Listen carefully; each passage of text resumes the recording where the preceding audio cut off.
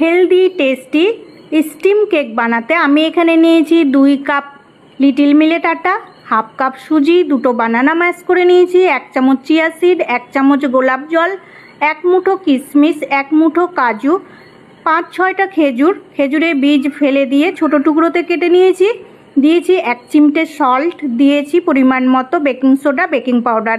এবার সব উপকরণকে অল্প অল্প জল দিয়ে ভালোভাবে মেখে একটা ব্যাটার তৈরি করে 20 মিনিট রেস্টে রেখে দিয়েছিলাম।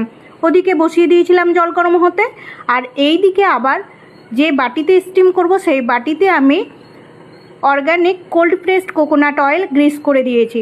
20 মিনিট পরে ব্যাটারের মধ্যে বেকিং পাউডার, বেকিং সোডা মিশিয়ে দিলাম, দিয়ে ভালোভাবে মিশিয়ে নিলাম আর তার উপরে ছড়িয়ে দিলাম কাজু আর খেজুরের টুকরোগুলো। এবার স্টিম হতে বসিয়ে দিলাম লিড দিয়ে ঢেকে। 10 মিনিট পরে চেক করে দেখলাম কেকটা তৈরি হয়েছে কিনা। দেখলাম তৈরি হয়নি, আরও 10 মিনিটের জন্য লিড দিয়ে ঢেকে রেখে দিলাম।